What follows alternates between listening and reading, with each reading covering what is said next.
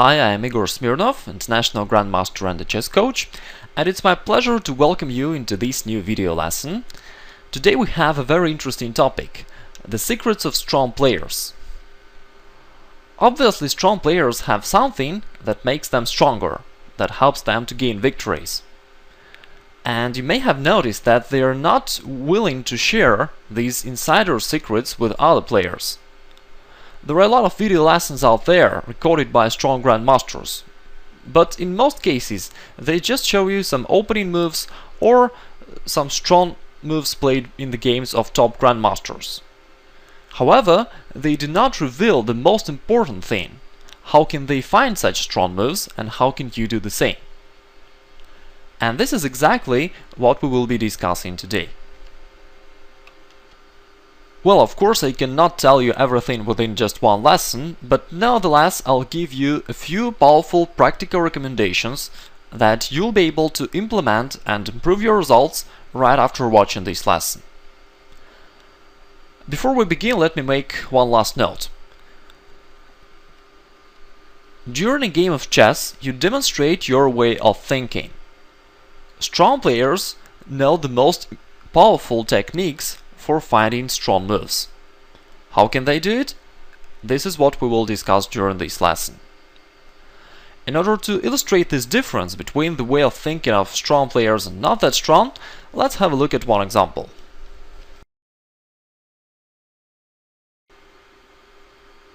In this position, white played rook takes d6,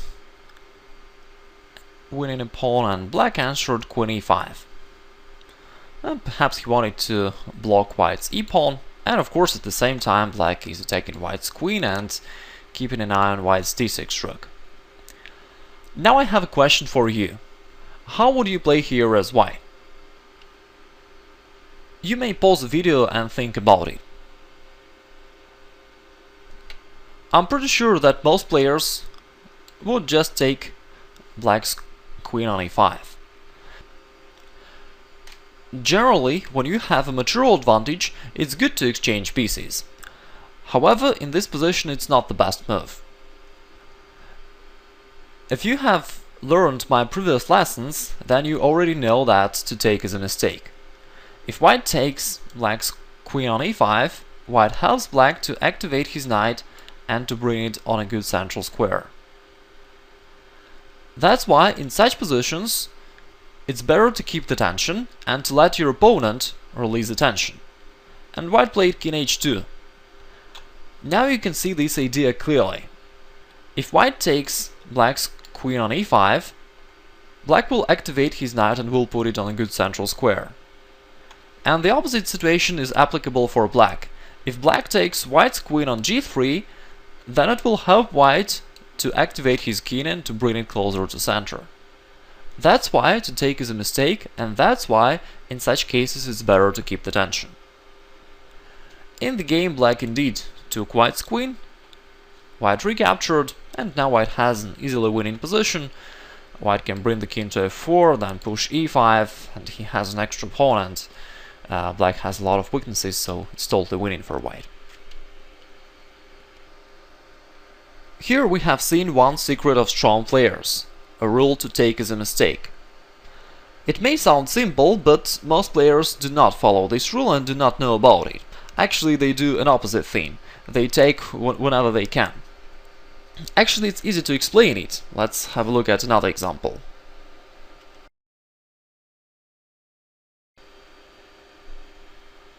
Let's imagine that you are playing black and you're considering the move d5.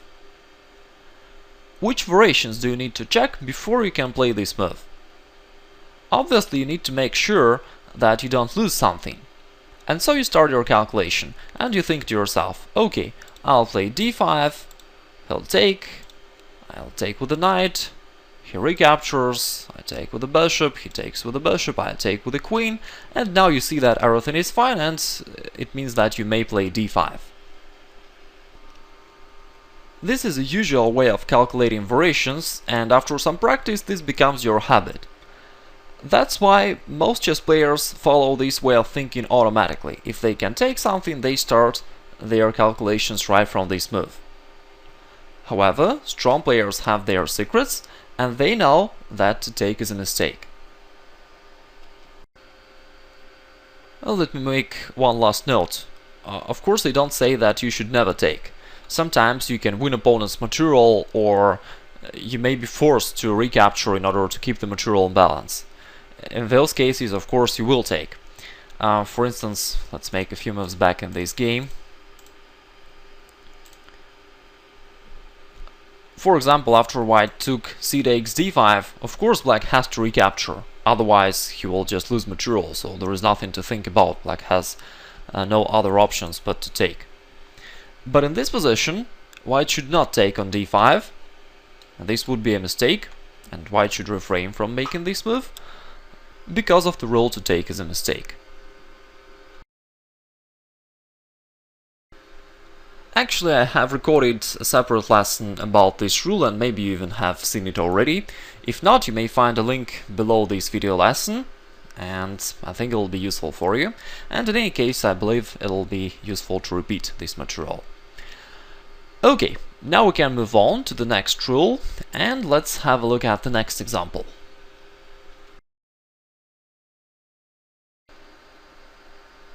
This is a theoretical position of Sicilian defense, neither variation. Let's make a few moves forward. Black played b4, attacking the knight, white retreated, black played queen c7, h4, preparing attack on the king side, and black answered d5, attacking white's center and the e4 pawn more specifically. Okay, and here I'd like to ask you this question: how would you play here as white? As usual, you may pause the video and think about it by yourself for a couple of minutes. I'm very glad if you haven't decided just to take the d5 pawn, because as you already know, to take is a mistake, and in this position this is indeed not the best option. After that, black would recapture with the knight, bringing his piece into center, attacking white's bishop e3 and gaining more activity.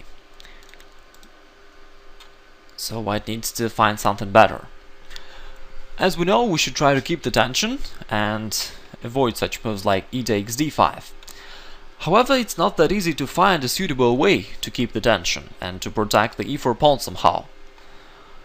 White can't play knight g3 because this square is under the control of black's queen. If white plays something like bishop g2, this would place the bishop on a very passive position, and after an exchange the g4 pawn will be hanging, and black can move his knight to c4, so it doesn't look like a very good option for white. And lastly, if white tries move queen d3, it's quite an awkward idea. Black can play knight e5 or knight c5, gaining extra tempos, and it's definitely not what white wants. After all, you may be thinking that if you don't have a good way to defend the pawn on e4, then perhaps you just have to take on d5. This is how most chess players think in such situations. However, it has one major drawback. Everything that we've been thinking about so far in this position was focused on opponent's threats, and we completely forgot about our own plans. Let me bring up an analogy. It's like the tug-of-war competition. Each party is trying to pull the rope into his direction, and the one who does it stronger will win the competition. Similar thing happens in chess. Each player is trying to pull the game into the direction that he wants, and the one who does it more insistently will win the game.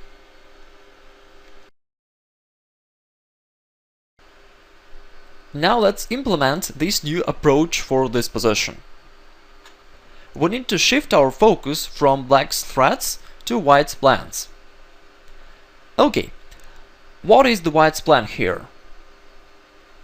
Obviously white wants to push g5. That's why he played h4 and g4 during the previous moves. White can't push g5 straight away, because after h takes, white cannot recapture, the pawn is pinned. Therefore, white needs to prepare this move somehow, and he just needs to think how to solve this problem of the hanging rook on h1. We can find a couple of ideas for this purpose. For example, we can play bishop h3, covering the line. Then after d takes, white will push g5 successfully.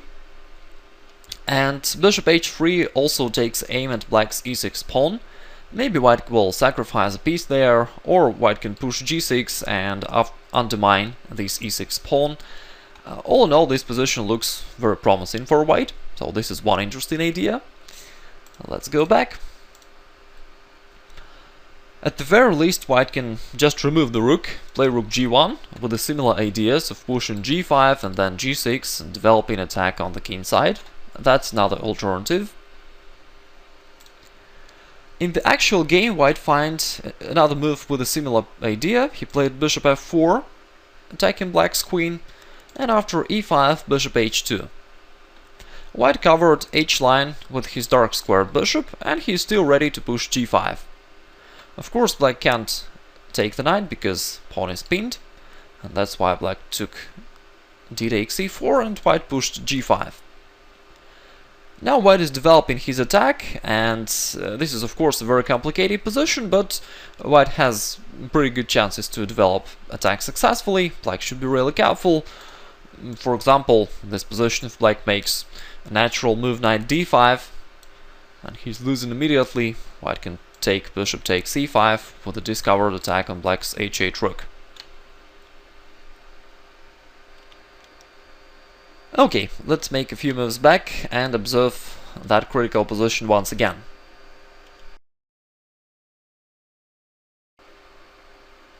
After we adopted a new approach, we were able to find a lot of interesting and powerful possibilities for white. You may notice a big difference in the way of thinking of strong players and weak players. Being attacked, weak players think how to defend. Unlike them, strong players try to pull the game in the direction that they want, and they always try to keep focusing on their own plans.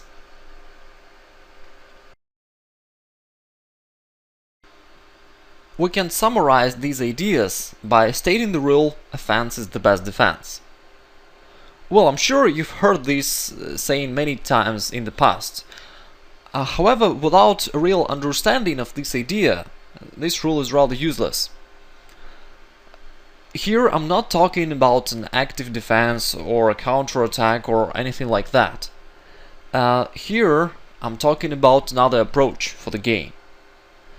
It means that you should always try to push your own plan and try to lead the game into the direction that you want.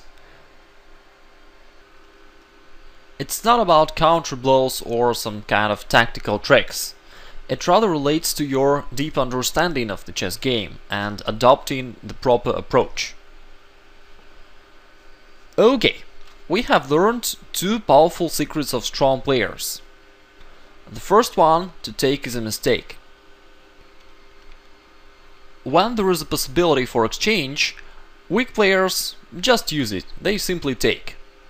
Unlike them, strong players know that to take is a mistake and you should keep the tension. Being attacked, weak players think about defense. Strong players, on the contrary, follow the rule offense is the best defense. It may sound simple, but this is a very powerful technique. And most players do not follow it. Actually, it's easy to explain it. Let's have a look at our example once again.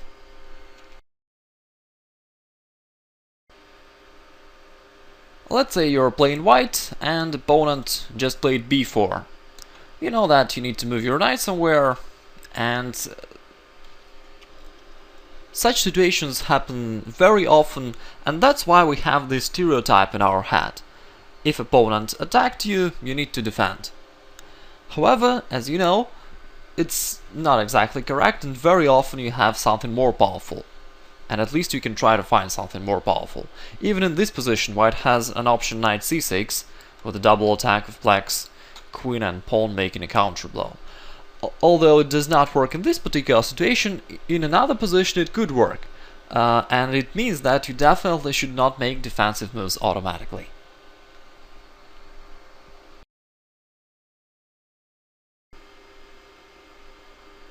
Now let's train this new knowledge. I strongly recommend that you not only watch this video, but also think by yourself and try to find the best moves by yourself. It's a very good idea to pause the video sometimes and think about the position by yourself first, and only after that resume the video. Of course, right now we will be focusing on the topic of this lesson, on the rules to take is a mistake and offense is the best defense. That's why we will not analyze every move, and that's why I will pass opening moves without analysis. Let's start from this position. Here white played knight h4, attacking black's bishop. Where will you place the bishop? Of course, we should go forward, bishop g4, attacking the queen. Bishop g6 is an option, but it's a passive option, while bishop g4 is attacking the queen. That's why black has chosen this idea. White played f3, bishop h5 and g4. White is still trying to capture this bishop.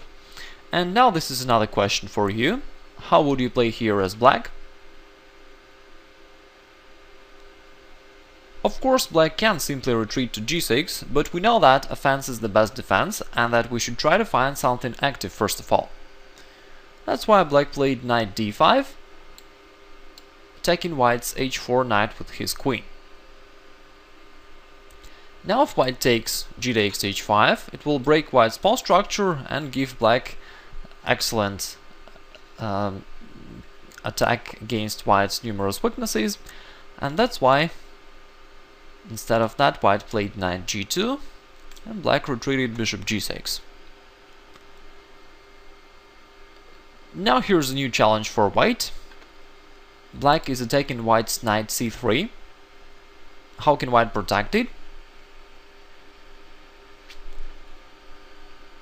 Of course, white can protect it with a bishop or with a queen somehow, but we know that offense is the best defense.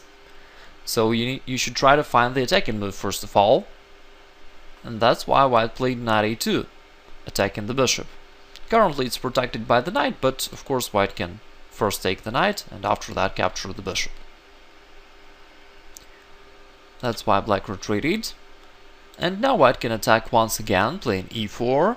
You see that white is able to gain extra tempos constantly. Black played knight b6, bishop b3, knight a6, a5.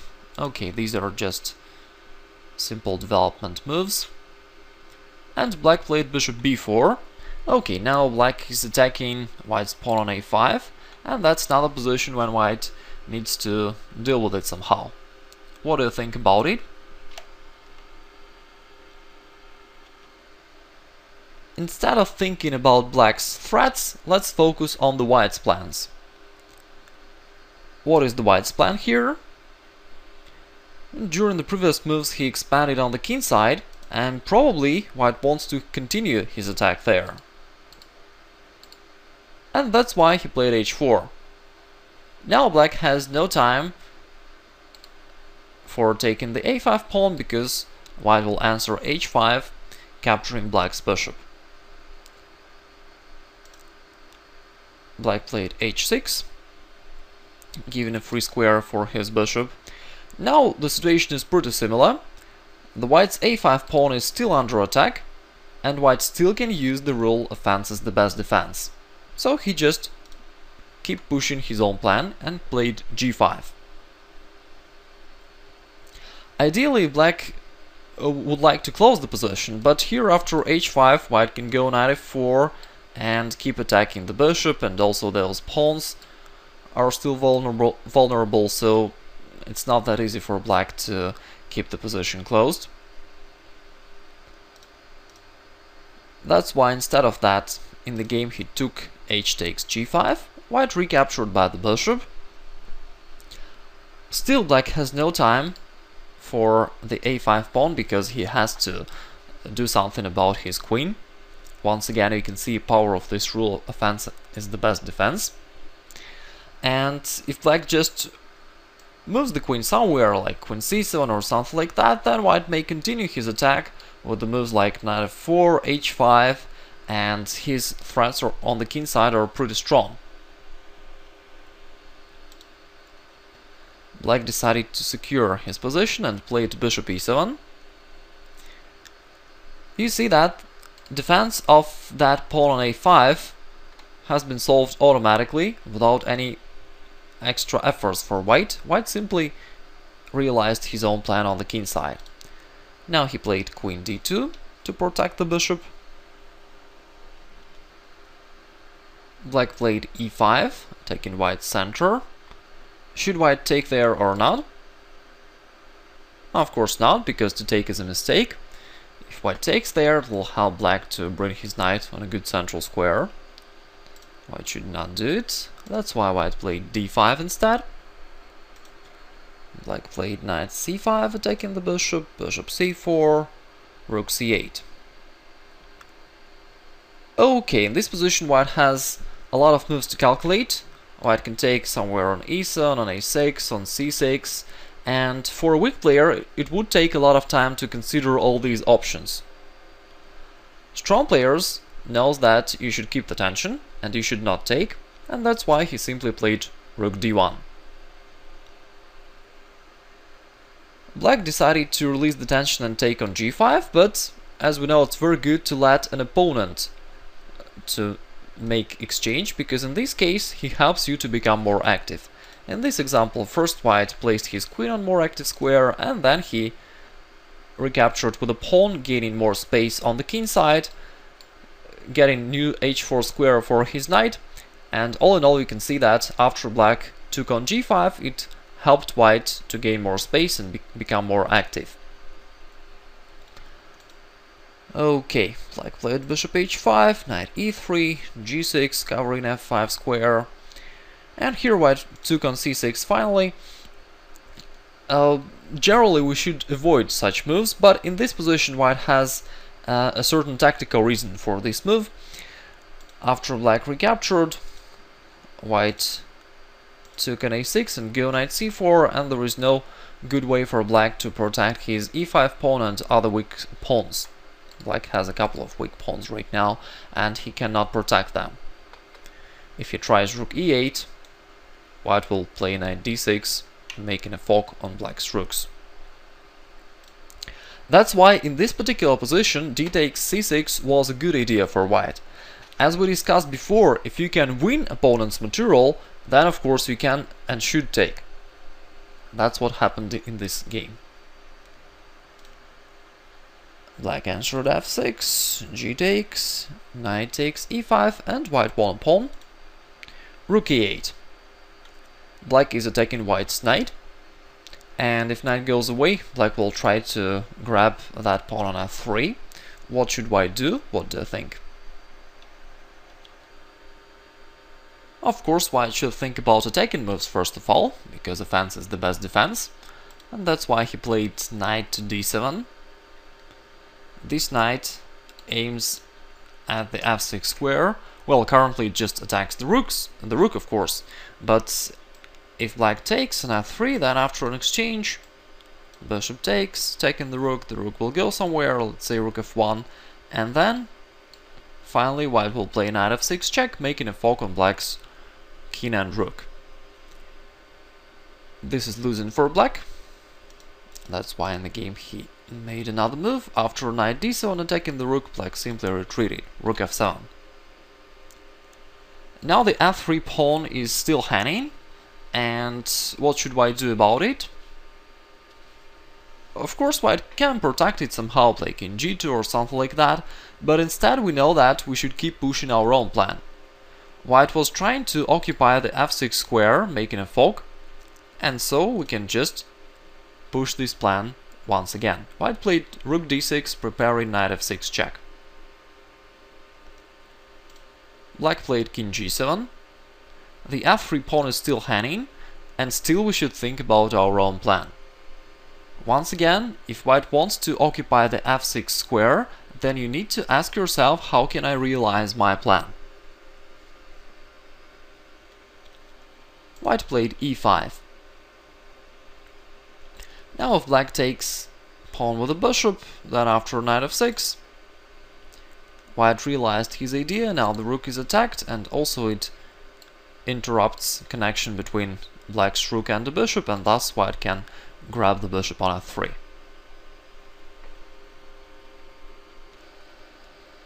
In the actual game, black did not take an f3 with the bishop, he took with the rook. Now that's not a question for white. Should white trade the rooks or not? Of course not, because to take is a mistake. If white takes an f3, it will help black to bring the bishop into play and protect the c6 pawn, and in generally bring this bishop into more active position. Instead, white can simply take that c6 pawn straight away and attack black's knight on a6. Black played knight b4, white answered rook d6. Perhaps rook c7 was more powerful, but okay, let's just continue with the game. Rook g3, king h2, rook d3. Once again, there is a possibility for white to make an exchange or not to make it. What do you think about it? Yeah, we should keep the tension. We should not take. Instead, we should try to let opponent take. That's why white played knight c5. And now if black takes on d6, white will recapture with a pawn, and this pawn will become closer to the 8th rank. And black just retreated. Now white can push the pawn forward. You see, during the whole game, white does not spend time on defense. Always he's trying to find the way to realize his own plan and to make attacking moves. And thus opponent always have to defend and has no time to realize his own ideas. Here black played bishop g4. He is attacking that pawn on e6. You already know that we need to think about attacking moves, because offense is the best defense. And by adopting this approach, you can find a lot of ideas for white. White can make check on the 7th rank with one of the rooks, like rook d7 or rook f7. And another move, which is even simpler, is rook f4. This is a double attack on black's bishop and knight on the 4th rank. Now black is in a big trouble. In fact, he's losing. Anyway, let's look the game until the end. Rook h8, king g2, bishop h3, king f2. Now the rook is hanging. Black played rook e5, taking white's knight on c5. Now, of course, the white's position is winning, and perhaps there are a lot of ways for a win here, but white used the most appropriate moves. He played rook d7, and he is just using the same idea throughout the whole game. An idea that offense is the best defense. Now black has to remove his king. King h4, king h6, rook h4, check. Black cannot move the king, otherwise he'll lose the rook. That's why he has to play rook h5. You see that white solved the problem of defense of his c5 knight without making any defensive moves. Black had to use his rook for defensive purpose. White exchanged the rooks and then took the pawn. Black played rook c8, attacking that knight on c5. What should white do about it? Of course, white shouldn't retreat. White can push e7 and realize his plan. White wants to promote his e-pawn, and he's very close to this goal. Black played knight c6, trying to attack the rook, and now after rook a6, black resigned. On the next move, white will take the knight, deflecting the rook, and then will promote a new queen.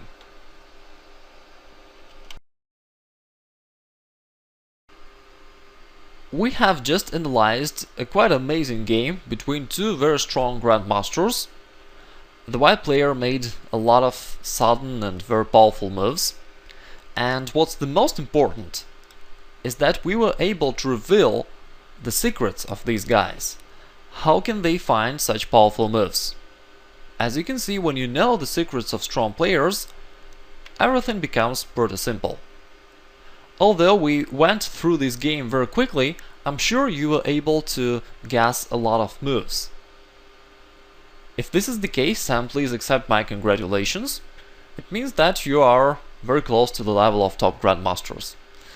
Well, okay, I'm kidding, but Nevertheless, I'm sure that if you adopt just these two techniques, it will improve your game quite a lot. Thanks for watching, have a nice day, goodbye.